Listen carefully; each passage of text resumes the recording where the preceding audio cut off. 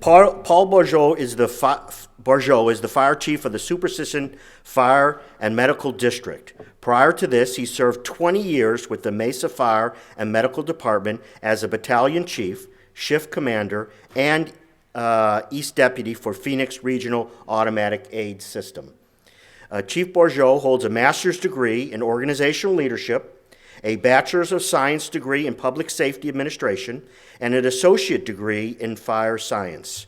Chief Bourgeois recently earned the prestigious Chief Fire Officer CFO designation through the Center for Public Safety and Excellence. He's a member of the International Association of Fire Chief, apparently from New York, I was told by someone, and a Yankees fan. I am from St. Louis and a St. Louis Cardinal fan. So we've had a rivalry for many years. I will mention this, Chief, come on up. I went to a conference a couple years ago that said, these are our first responders. And most of our first responders don't go to fires as much anymore. What keeps firefighters and paramedics busy is going to accidents. Now, of course, that means car crashes and poisonings, but many of which are drowning. These are the gentlemen that are at the poolside trying to combat what happened inside the pool or at the water's edge or in a spa. And so we very much appreciate that. Maybe you can enlighten us on some of that. Chief, I'll give the podium to you. Thank you. Thank you. Good morning. Good morning. What an honor to be here this morning. As you mentioned, I'm Paul Bourgeois, the fire chief of Superstition Fire Medical, and prior to that, I spent 20 years at the City of Mesa Fire Department. So on behalf of the City of Mesa, the Mesa Fire Department, and Superstition Fire Medical, myself, welcome to our beautiful city. I feel privileged to have seen that video because it really framed for me, put into perspective for me, just how significant this conference is and how significant and important you are, how impactful your work is, which makes it even more intimidating to stand before you today. Your work is work of significance, and I hope you're as proud as I am of you for what you're doing to make our community safer. I can only hope that my work is as impactful as yours. So I'm extremely honored and privileged to be here. And I got to tell you how I came to be here today. It's kind of an interesting story. I was voluntold. Have you ever been voluntold? I was voluntold by a subordinate. I mean, I'm a chief, dang it, and I had a subordinate tell me that I was going to be here as the keynote speaker. Yeah, Miss Tina Girola, yeah. She came to me and said, hey, myself and some of my peers nominated you to be a keynote speaker at the conference. And I was like, okay, holy cow. That's a pretty big deal, and what do you want me to say? What do you want me to do? And she says, just kind of like be you. And I said, well, what does that mean? I don't know what you're looking for. How do I connect with this audience? And she says, just do you. Do that thing that you do.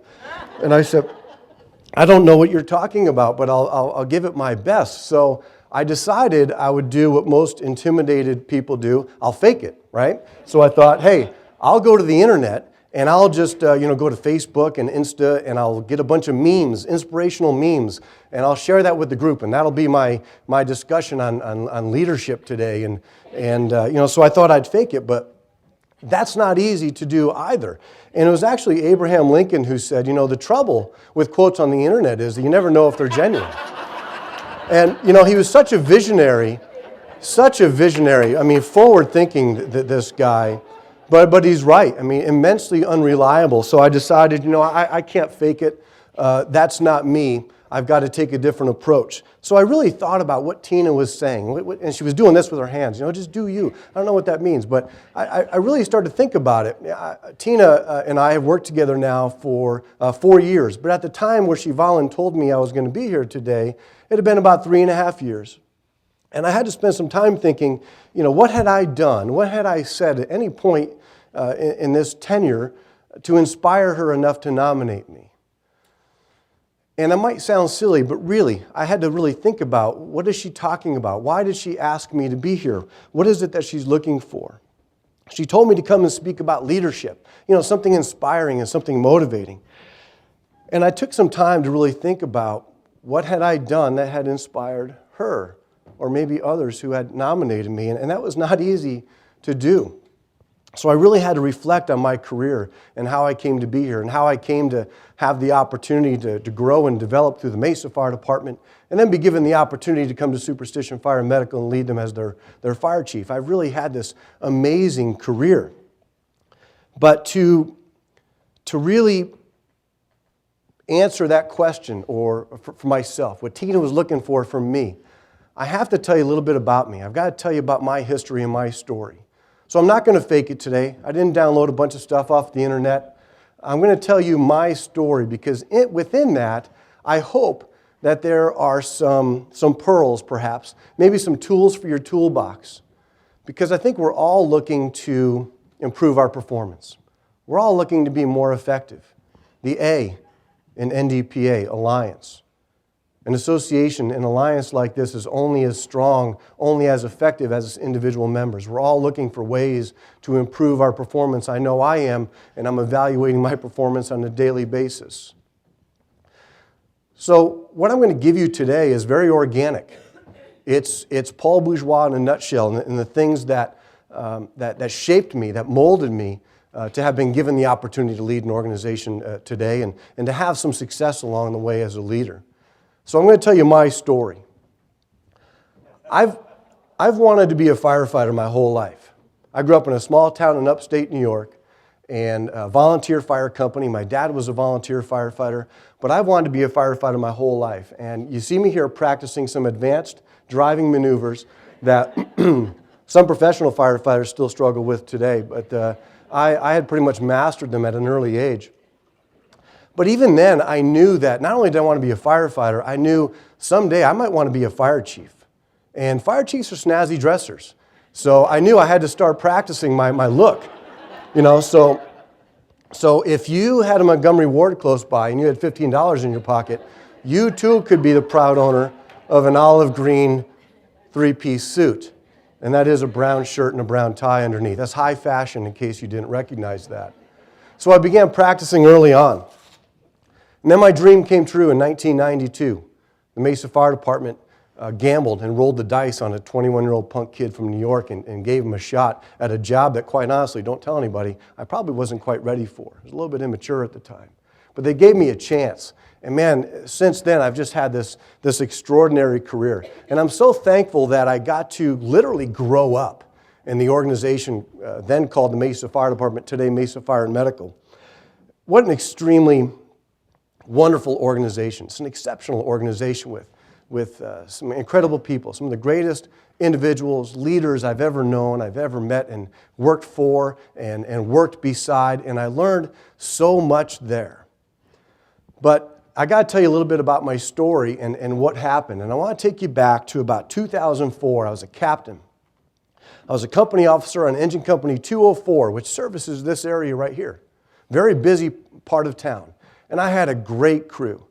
I had an engineer and 2 firefighters working for me. We had what's called a dual company station, an engine and a ladder company, so there was 8 of us there every day, and all 8 of us just had a blast together. And it was just an extraordinary experience, and everything about my career was going great. And then one day, internally, the deputy chief of the personnel division posts a job opening for a human resources captain. And I had some pretty decent administrative skills. I was involved in a lot of projects for the department, and I thought this might be an opportunity to expand my horizons a little bit, so I looked into this opportunity, human resources captain. So I called the deputy chief, said, hey, tell me a little bit more about this position. And he shared some time with me and told me all that the position encompasses, but more importantly, what it might do for me professionally. And I thought about it, spent some time contemplating it, and then decided against it. So I called him and said, hey, thank you for your time. I appreciate everything you've told me about the position, but I don't think it's right for me right now. I'm having such a great time at work. I'm going to continue doing this, maybe down the road. And he said, hold on, don't make a final decision until I've had the opportunity to take you to lunch. I said, okay, fair enough. So he takes me to lunch. And we don't go to like Jack in the Box or the local Greasy Spoon. He takes me like to a fine dining establishment, that had all kinds of silverware. And he says, hey, just order, whatever you want. Don't worry about the bill. I got this. He's schmoozing me, Over the course of lunch, he proceeds to Jedi mind trick me and convinces me to take this job as the human resources captain, right? So I accepted. And there I was, the human resources captain, every young boy's dream, right? I'm going to be the captain in the personnel division. But there I was. By virtue of that job and that responsibility, I was put in a position to be a point of contact for firefighters and other individuals in my organization that wanted to promote. For firefighters that wanted to promote to engineer, for firefighters that wanted to promote to captain, for engineers that wanted to promote to captain, and captains that wanted to promote to battalion chief. I became that go-to resource. And what I learned pretty quickly is that, I actually had some good information to give them about how to perform better in the testing process and what the testing process is all about. But it kind of put me into a leadership position of some sort. So pretty soon I began to, I was having all these individual meetings with people, trying to help them better understand the processes and how to better promote, how to improve their oral interview skills. And I decided I'm going to start teaching workshops. So I started to do that. I started to teach workshops on how to improve your interview skills and how to perform better in the testing process. And then one day, I decided to teach a leadership class. And despite working for Mesa Fire and working amongst so many incredible leaders, I had never actually taken a leadership class from Mesa Fire taught by another member of the organization. So I was really sticking my neck out to be the first person to teach a leadership class. And firefighters are a tough crowd. So I was going to be teaching to a bunch of people looking to promote. And I was going to be teaching a subject of leadership. I mean, that's pretty high-level stuff, right? And I knew, they're going to be asking, what gives you the right? How are you qualified to teach this subject? I knew I was going to have to answer that question. So sure enough, the very first time I teach this leadership class, this is back in like 2006 perhaps, I'm standing before them and I'm prepared. And I told them, welcome, we're going to talk about leadership today, and what qualifies me to teach this subject is that I've made virtually every leadership mistake there is to make. And they looked at each other and said, no, it's true, he has. Okay, you're qualified. And they listened. So then we began our discussion about leadership, and quite honestly, I was sharing pearls and words of wisdom from mistakes that I had made along the way throughout my career. And I had some successes as well, and I shared those. And I began teaching this subject of leadership. And you fast forward years later, and I've just had this wonderful career where I've not only promoted through the ranks, but where I've grown and matured as a person, as a professional, as a fire service professional, and I've just had this amazing career. That brings me to today. What did Tina see or hear from me that motivated her to recommend me to speak to you today? And I had to think long and hard about what were those things. And I realized there were a couple of defining moments in my career. A couple of defining moments where I turned a corner because of some very deliberate efforts, some very deliberate steps that I took to change the type of person and professional that I was. And that's what I want to share with you today. So you won't get this anywhere else, because this is the experience of Paul Bourgeois. These are the things that I thought were impactful to me that helped me turn a corner. These are the three things I want to share with you today. Number one, leadership development begins with you. When I started teaching leadership, I realized there was a small segment of my class that was there to take a leadership class because they thought they were going to learn how to control others. They came to a leadership class because they wanted to learn how to get other people to do what they wanted. Manipulation. That wasn't the subject. The subject was leadership. And what I learned from my own experience, my own trials, was that being a better leader was about focusing on self. It was about self-development, introspection. We'll talk about that here in a moment. But a lot of time and energy invested in the kind of individual I was. I define a leader as someone with willing followers. I can't force you to follow me to be a true leader. So something that you do, something about you has to be inspirational, and that means you've got to spend a lot of time and energy invested in self, and we'll talk about that. Number two, the importance of defining who you are as a professional. Most of us spend so much time externally dealing with other people, dealing with customers, dealing with our work, that we never spend any time thinking about who we are as a person and as a professional, because it impacts our ability to lead. We'll talk about that. And then setting high expectations, working to be the best, setting high expectations for yourself and for others. The mindset, some deliberate actions I took on my part, we'll explore here in a moment. But these are the things I think helped me turn a corner as an individual and as a leader. Number one was leading thyself. It was about a focus on you. Again, I had people come into my class thinking, I'm going to learn how to get other people to do what I want. Control. I'm going to learn how to control others. I'm going to move up in my organization. I'm going to take a management position. How am I going to get people to follow me? Not a whole lot of thought on the kind of individual, the kind of person they were. Just wanted to learn how to control others. But leading thyself, this is an excerpt from my very first leadership class that I taught. This is something that I wrote and that I told the group, and I stand by this today. Learning to lead begins with self-reflection and introspection, and continues with an unwavering commitment to excellence and personal development. Leadership is not about controlling others, it's about inspiring people to buy into your vision and your values because they believe in you. That degree of confidence must be earned, as is not given away freely in the fire service. Now take out fire service, inject your own occupation, your own job, your own industry. I'm guessing the same can be said for what you do. But I want you to key in on two words here: self-reflection and introspection. How many of you spend time really thinking about who you are? What defines you?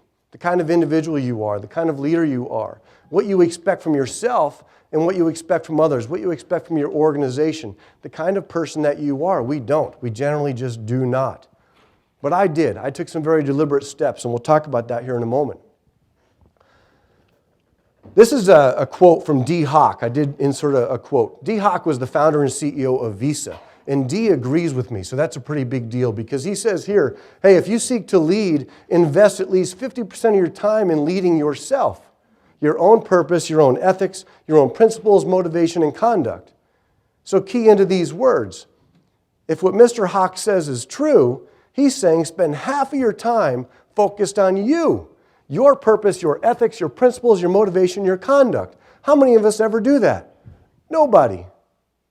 We just don't ever do that. Not to the degree that we should. Think about this. D. Hock is saying spend half of your time focused and invested on you and your own self-development, your own self-improvement. That's a lot of time. But I can tell you, as someone who has taken time at various points in my career, I have seen great dividends from doing that and taking that time, investing that energy. Success requires vision. You've got to have a vision for yourself. If you're going to be successful, and ultimately this alliance, this association is going to succeed, it's got to have a vision. Where are we going? What does our goal look like? Success requires vision. I must have a vision for my life, my work, and my purpose. That leads us into our next discussion. Define yourself. That was number 2. Who am I? So who are you? I asked myself this years ago, and I went through some very powerful exercises that I'm going to share with you that really helped me to understand myself. I had a deputy chief years ago who, when I promoted to captain, I became a captain. He's definitely someone I looked up to, a mentor of mine, and he said, hey, I got a recommendation for you. I think you should draft some performance expectations. I said, well, what do you mean? And he said, well, here's something I've done, and I think it could benefit you. So he gave me this list of performance expectations, 2 pages of expectations that he had drafted that he had given to his subordinates, to his people. I had never seen anything like this before. I'd never even heard of this concept, but I was intrigued by it. And because he was a mentor, because he was somebody I looked up to, I took him at his word, and I tried it. So I wrote a manifesto, is what it was called, my performance expectations. And here's a copy of my version from 2001. And it's about 4 or 5 pages, kind of a heavy document. But I tried it. And it was a remarkable experience. Let me explain why. I really had a hard time getting started. I had a hard time putting pen to paper. What is it that I expect? I don't know what to put in this thing. This is a foolish exercise. What am I even going to write? And it took time. It took time. And when I finally put pen to paper, the floodgates opened. I said, okay, I'm getting in the groove here. And I began to fill pages.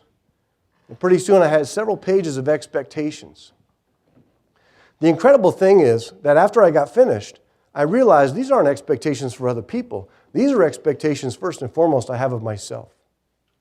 And at the end of drafting that document, I realized this is me in a nutshell. This is Paul Bourgeois. This is Captain Bourgeois defined. And I learned so much about myself by putting that stuff on paper. Forget giving the document to anybody else. Forget about handing it to a subordinate employee. What it did for me was incredible. I learned so much about myself by defining what I expect, what vision I have for myself, what vision I have for my organization. And it was a very powerful document. I chose then to actually give that to my subordinates, who then nicknamed it a manifesto to make fun of me. And it was kind of funny.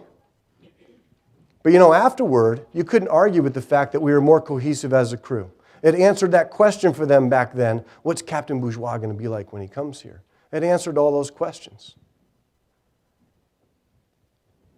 I still make mistakes today.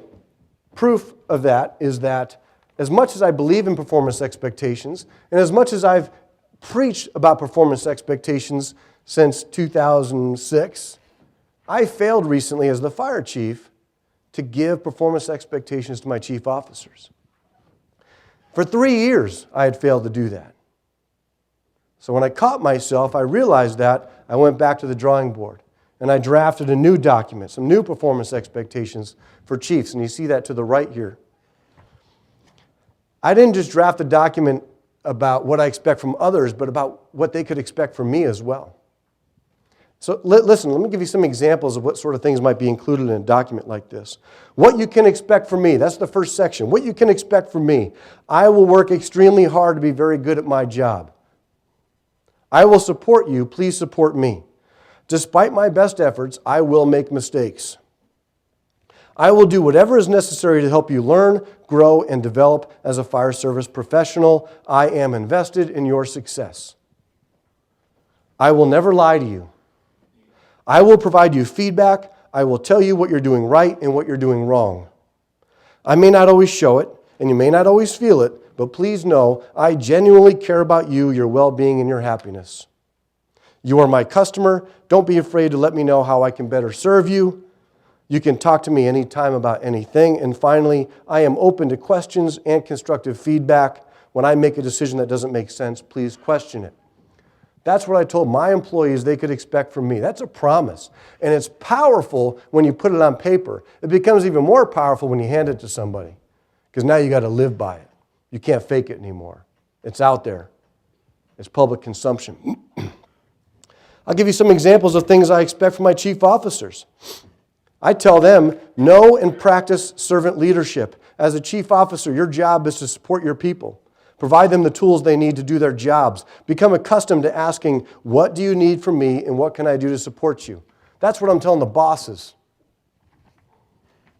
You are management. Stand behind management decisions. Lead and carry the message with integrity. Do not create or encourage an us versus them mentality. Know and practice the covenants of our code of conduct and our declaration of ideals. As leaders and as management, you must serve as a reflection of these principles. I expect you to make decisions and solve problems at your level. Those are just some examples of the kind of things I put in there. It may seem very rudimentary, very simple, but man, I'll tell you, from experience, it's powerful. And for me, I turned a corner in my career, in my personal and professional leadership development by doing that exercise. I encourage you to do this. Even if you never show it to another human being in your whole life, do this. And I would submit to you that it'll help you move forward. It'll empower you. It will maximize your performance. And you'll be a better professional by virtue of trying this. Closing thoughts on expectations. This is something I would tell my class. I called it the expectations principle. In my opinion, leading and managing people without providing them with clear performance expectations is like asking someone to find a treasure without a map. Failure is inevitable. If you come work for me or work with me, and I don't tell you what I'm looking for, what I expect, I'm pretty much setting you up for failure. At some point, there's going to be conflict. And then we're going to learn the hard way what I was looking for. And most subordinates would tell the boss, hey, if only I had known that's what you wanted, I would have done it that way. So we go a long way to clearing the air and providing people a roadmap for success when we share our expectations. But again, this is so much more than just creating a demanding document to give to a subordinate. Here, do this. It's empowerment. It forces me now, because this stuff is out there.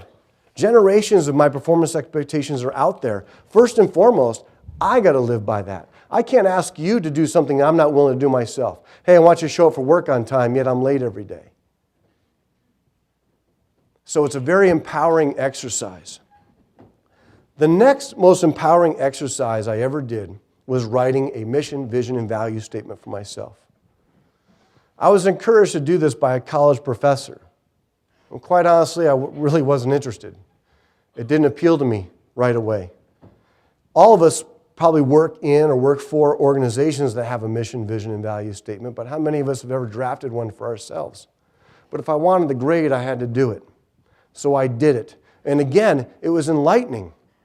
Despite my resistance, it was enlightening. And I'll be darned, I wrote a mission, vision, and value statement for myself. Single page. It was about the kind of husband I want to be like, the kind of father I want to be to my children, and the kind of professional I want to be in the fire service. Very, very empowering. Then I did something else.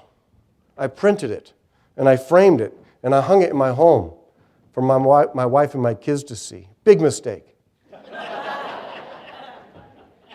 So I took it off the wall, and I brought it to my office, where it was much, and I put it in a drawer where it was much safer. But let me give you an example. Here's my vision for myself. I will remain engaged in my career as a fire service professional and uniformed member of my community, and will continue to be a student of the fire service through a commitment to higher education and the pursuit of knowledge. I will lead in the fire service, teaching, sharing, and mentoring others, and will remain focused on our true mission of providing for the safety and security of our citizens. I will base organizational decisions on fundamental values and ethics, and will expect the same from our members. I will keep my mind and body strong, and will work to reduce the occurrence of injury and death in my profession through education, accountability, and communication with firefighters and industry leaders. I will be committed to this purpose as a chief officer and leader in my department. I wrote that as a captain. That was a vision I had for myself, and it's under my vision section, mission, vision, and values. That was the vision I had for myself. I wasn't doing those things then. I'm doing those things today. Why? Because I had purpose. Why? In part because I defined a roadmap for myself. I defined myself on paper. I wrote a manifesto. I took time to draft a mission, vision, and value statement for myself. I deliberately made the effort to define who I was. Very, very powerful. And there's a copy of my mission, vision, and value statement, and I'm happy to share these documents with anybody who wishes to see them. I want to share with you another concept that I talk about a lot in the fire service. It's firefighter versus fire service professional. And this is kind of a look in the mirror, kind of a self-reflection evaluation. What sort of individual am I, or what sort of individual are you? And one of the things I've observed through my career is there are firefighters and then there are fire service professionals. And what I see many times are people transition. I feel like I transitioned from that, from a firefighter to a fire service professional. Very difficult to define, but you know what it is when you see it. So let me try to explain. A fire service professional is someone who is professional, who's really behaving professional. They take a different degree of pride in their appearance, a different degree of pride in their behavior. They communicate differently. They resolve conflict differently. They see the big picture. They're committed to self-improvement. They're engaged in the industry and other professional networks. They're understanding and supportive of all aspects of the organization, and they share what they know. There are firefighters. A firefighter is a firefighter, and they can be very good at what they do a great job, come in every day, do great work for the organization, and go home, and everything they're doing is spot on with what the organization expects. There's nothing wrong with a firefighter. I'm not trying to compare those two monikers. But at some point, I see people transition. And they're taking on a whole new level of responsibility. They've adopted an entirely new mindset of professional development. I want to be better. I want to be of higher quality, higher value to my organization and to my industry. And that's what I'm referring to. I share this with you as an opportunity to look in the mirror and ask yourself, am I a teacher or am I a professional educator? Am I a police officer or am I a law enforcement professional? Am I a nurse or am I a healthcare professional? That distinguishment, it's a delineation. Again, very hard to define. I did the best I could, but you know what it is when you see it, and hopefully you understand that as well. Finally, master their craft. Mastering their craft.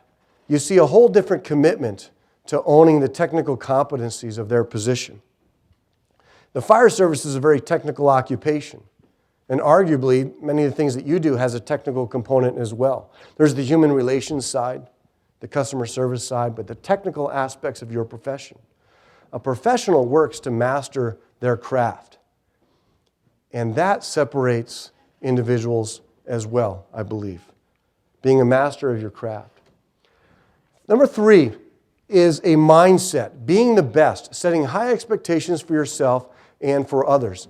I adopted this mindset long, long ago, thanks to mentors and people that I watched in the organization who were most successful. I realized the most successful people in the fire service had a mindset of excellence. And heck, look at the important work that we do as firefighters. Look at the important work that you do. Is there room for error in the work that you do?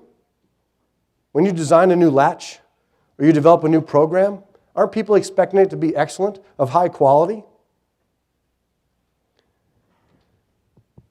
As a firefighter, as a nurse, as a physician, as a law enforcement professional, there's very little room for error in anything that we do. People are expecting us to be excellent, provide an excellent service. But that begins with a mindset. I want to share with you, when I came over to Superstition Fire and Medical, they allowed me the discretion to basically reset our mission, vision, and value statement for the organization, right? Everybody has one. Most of them are just window dressing, but I wanted ours to be impactful. And the thing that I think reflected me the most was I always held myself to a very high standard. Many times I failed, but I held myself to a high standard. I wake up every morning and I say, I'm going to go to work and I'm going to be exceptional today. And then the world has a way of kicking your butt and you wind up coming home and you think, okay, I did pretty good. You wake up in the morning and you say, okay, I'm going to be great today. And the world kicks your butt and you come home and you say, at the end, I think I did pretty good. But it's the mindset that I'm going to give you my absolute best. My community, my organization is going to get my absolute best. So when they gave me the opportunity and the discretion to draft a new vision statement, this is what I chose: to be the premier fire district in the state. Notice I didn't say, we want to be so-so. Our vision is to be kind of an average fire district. You know, we're striving for mediocrity. The wonderful thing is that when I made this our vision statement, there was a handful of people who immediately jumped on board. Yes, Chief, yes, we want to be the premier fire district. What I see today, though, now 4 years later, is that it's resonating. And now others are using that terminology to define the work that we're doing. This has become a benchmark. This has become a benchmark for everything that we do, from the programs that we develop, to the initiatives that we pursue, to the way that we address and affect our customers. We ask ourselves, is that the way a premier fire district would do it? But that degree of performance began with somebody saying, we're going to be excellent at what we do. You have an opportunity to adopt a mindset for yourself and for your area of work perhaps. Maybe you influence an entire organization. But adopting a mindset of excellence is paramount to moving your organization forward. We talked today about leadership development and how that begins with you. Self-reflection, introspection. We talked about the importance of defining yourself. We talked about some very deliberate exercises that I encourage you to try. That is to write a manifesto, your list of performance expectations. Take a stab at a mission, vision, and value statement for yourself. And then take the brave step, if you can, of actually sharing those with other human beings. Holding yourself accountable to those things that you're willing to put on paper. And finally, we talked about adopting a mindset of excellence. And I hope, for the sake of this alliance, that something I said today resonates with you. This alliance, this association that we have is only as good as its individual members. If we take it upon ourselves to empower ourselves, improve ourselves, hold ourselves to a higher standard, this alliance will move forward. And our mission will be of value. Our work will be of significance. Thank you so much for your time today. Finally, I'll leave you with this. I cannot effectively lead others until I can competently lead myself. I believe that to be true. Leadership development is about me. It's about my own understanding of myself. It's about reflecting on my principles, my values, my belief, improving myself. Leadership and willing followers comes after the fact. Thank you so much for the opportunity to be here. Don't take this stuff too seriously. Don't ever stop being the kid with a dream. Thank you so much. You guys have a great conference.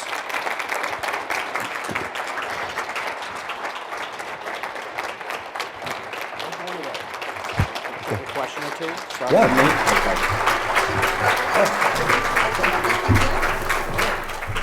I'll tell you a little bit about this basket in a second, but I have a question for the chief. But the first thing I want to say is maybe Chief Bourgeois for President of the United States.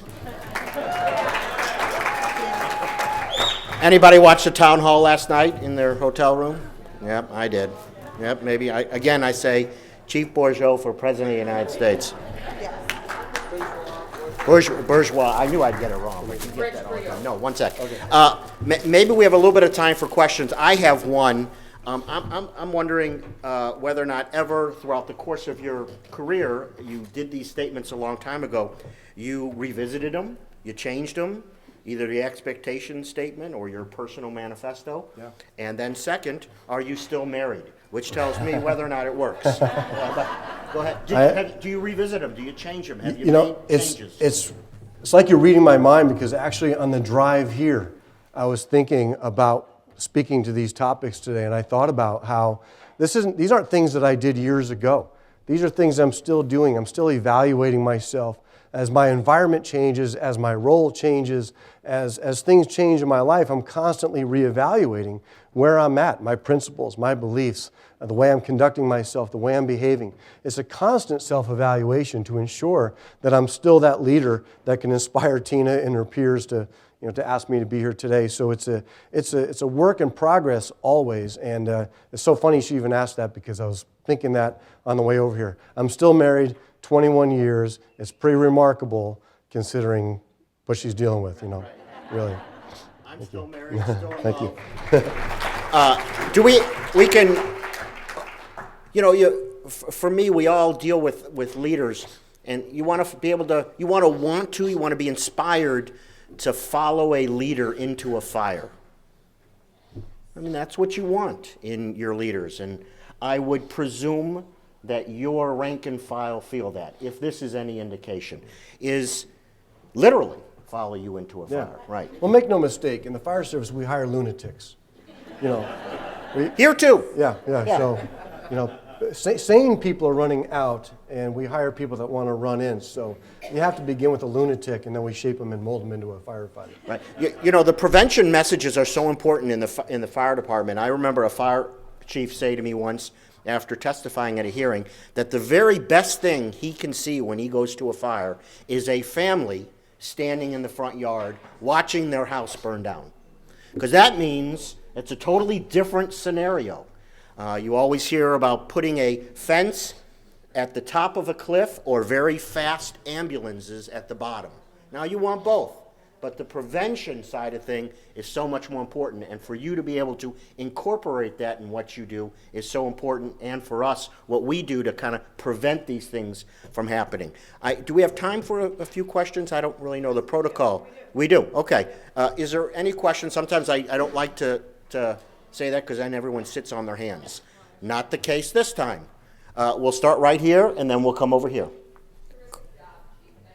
Nice and loud. I'll repeat the question if you can't hear me. Your neighboring chiefs react when they saw that you were going to be the premier fire company? Great question, because the question is about our vision statement for Superstition Fire and Medical, which is to be the premier fire district in the state. It's not about competition, and it's not about minimizing any other organization. It's a challenge to us. Anybody ever run a 5K, a 10K, and runners, or maybe triathlons? It's about beating my own time, right? It's about hitting my personal best. That statement was a statement of empowerment from my organization, not a reflection on anyone else. And you know, the thing that we talk about a lot in our organization is, how will we know when we've gotten there? It's not the destination, it's the journey. It's that constant asking ourselves, is the work we're doing right now measuring up to that standard we set for ourselves? It's not about standing on a pulpit and saying, look, we're better than you other fire organizations. It's a challenge to the people who work for my organization and myself. Chief, do you get discouraged? The fire chief in Washington, D.C., where I'm from, do you follow that story? Yes, I do. It is amazing, the politics Yeah. that go on. And sometimes they make mistakes, but I often feel sorry for them. Like, who would want to have that job? Right. So like I said, we hire lunatics. And that's kind of, and then lunatics who promote up through the ranks and one day become fire chiefs, you know. And a place like Washington, D.C. is an extremely difficult place to be a fire chief. You know, you have to surround yourself with good people. And actually a friend of mine is a former fire chief in Washington, D.C., so I know the kind of challenges they were faced with there. But you surround yourself with good people. And again, when you adopt a moniker like being the premier fire district, that resonates through everything that you do, including your hiring processes. We don't hire for skill, we hire for character, and we train for skill. When we promote people through the organization, we're promoting for character. We'll train for skill. So, you know, that's the best way the fire chief can manage some of the zaniness that occurs out there. From what I read in the newspaper, zaniness might be an understatement. Yeah. So I appreciate what